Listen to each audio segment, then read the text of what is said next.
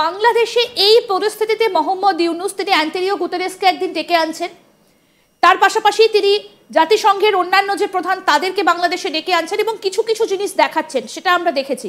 এবার অস্ত্র বেচতে এমন কয়েকজনকে বাংলাদেশে তিনি নিয়ে আসছেন যারা একেবারে কট্টর।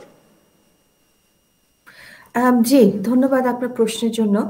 এবং যিনি এই টিমটাকে লিড করছেন উনি দেখবেন যে ডেমোক্র্যাট একজন সেনেটর, এবং আপনার যুক্তরাষ্ট্রে কিন্তু এখন রাজনৈতিক পট পরিবর্তন হচ্ছে এবং উনি হোমল্যান্ড সিকিউরিটিকেও রিপ্রেজেন্ট করছেন।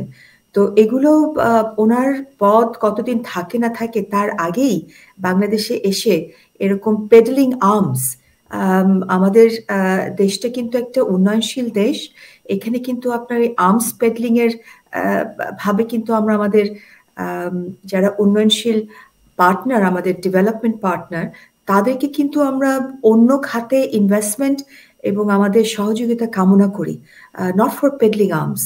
এবং এই সরকার একটা অন্তর্বর্তীকালীন আনইলেক্টেড গভর্নমেন্ট, এদের তো পলিসি লেভেলে সিদ্ধান্ত নেওয়ার কোনো এখতিয়ার নেই।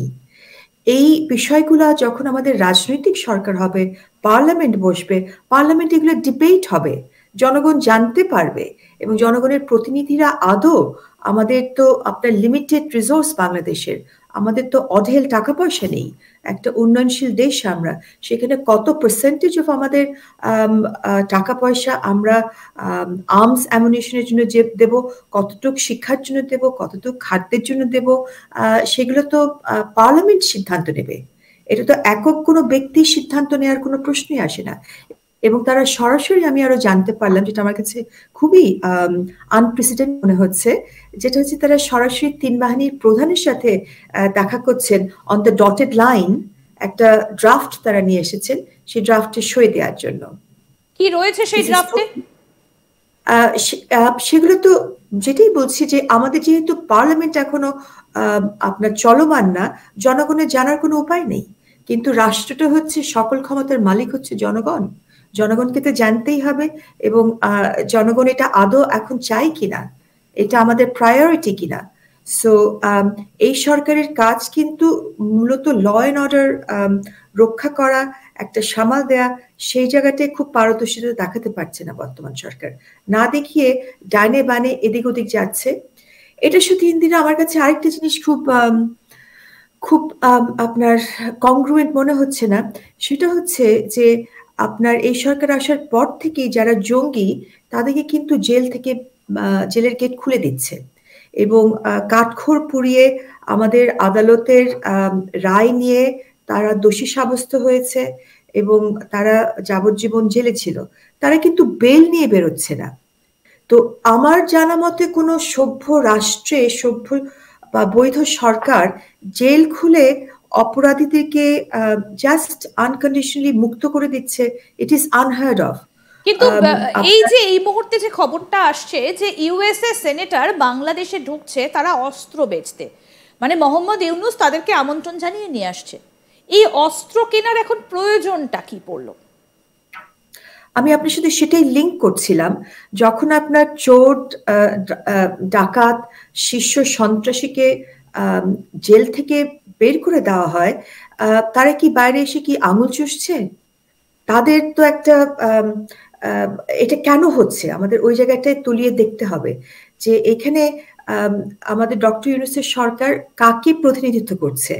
যারা হচ্ছে ল অ্যাবাইডিং পিসফুল সিটিজেন, তাদের উনি প্রতিনিধিত্ব করছেন।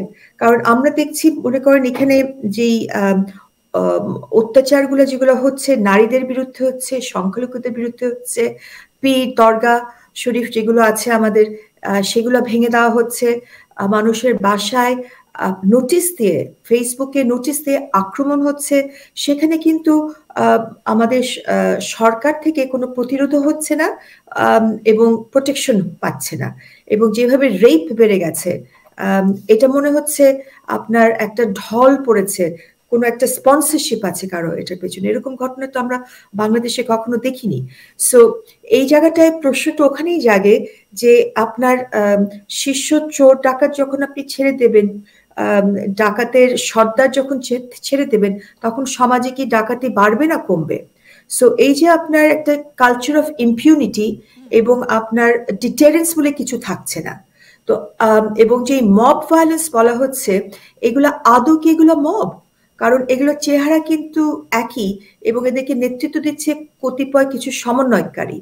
এবং ডক্টর ইউনূস মনে করছে ওনাকে ক্ষমতায় বসিয়েছেন হচ্ছে এই কতিপয় সমন্বয়কারী, এবং উনি হচ্ছে তারা হচ্ছে ওনার এমপ্লয়ার এবং উনি হচ্ছে এমপ্লয়ি। তো অ্যাজ এ রেজাল্ট ওরা যেটাগুলো সব করছে তাদেরকে একটা কালচার অফ ইম্পিউনিটি দেওয়া হচ্ছে, এবং ওরা যখন মানুষের বাড়ি ডাকাতি বা ভাঙচুর করতে গিয়ে যখন তারা প্রতিহত হলো, যেমনটি ঢাকার বাইরে গাজীপুরে, তখন তারা কান্নাকাটি করলো সরকারের কাছে যে কিছু একটা করতে হবে, আমাদেরকে ভাঙতে দেয়া হচ্ছে না, মানে অন্যায় আবদার। তখন ডেভিল হান্ট বলে একটা আপনার শুরু হলো, সেখানে আপনার যারা সাধারণ ল অ্যাবাইডিং সিটিজেন তাদেরকে জেলে ঢোকানো হচ্ছে, আর এই চোর বদমাশ ডাকাত জঙ্গিদেরকে জেল খালি করে দেওয়া হচ্ছে তাদেরকে ছেড়ে দিয়ে। সো এখন যে প্রশ্নটা আসতেই পারে সামনে, যে রাষ্ট্র বা সরকার কি ফেইলিং বা আনউইলিং সাধারণ মানুষকে প্রোটেকশন দেওয়ার? সো এটা আপনার রাষ্ট্র বা সরকার যদি unable or unwilling to give protection, তখন প্রশ্নটা জাগবেই যে তাহলে এই ঘটনাগুলা স্টেট স্পন্সর্ড হচ্ছে কিনা। ডক্টর ইউনূস, আমি একটু এই জায়গাটায় আসতে চাইছি। বাংলাদেশের পরিস্থিতি নিয়ে আমরা আলোচনা করেছি এবং কি পরিস্থিতি চলছে আমার মনে হয় দর্শকরা জানেন। আমি এই জায়গাটায় আসতে চাইছি যে ইউএসএ সেনেটরদের বাংলাদেশে ঢোকার পেছনে কারণটা কি রয়েছে এবং কি উদ্দেশ্য নিয়ে তাদেরকে ডেকে পাঠানো হলো? এখন আপনার প্রত্যেকটা যে ঘটনাগুলো হচ্ছে এগুলো যদি কানেক্ট করেন, একটা চিত্র কিন্তু ভেসে উঠবে। সো আমাদেরকে আইসোলেটেড ইনসিডেন্ট হিসেবে কি আমরা দেখব, নাকি আমরা দেখব যে যাদেরকে অপরাধীদেরকে জেল থেকে বের করে দেওয়া হচ্ছে তাদের জন্য অস্ত্র প্রয়োজন হচ্ছে কিনা?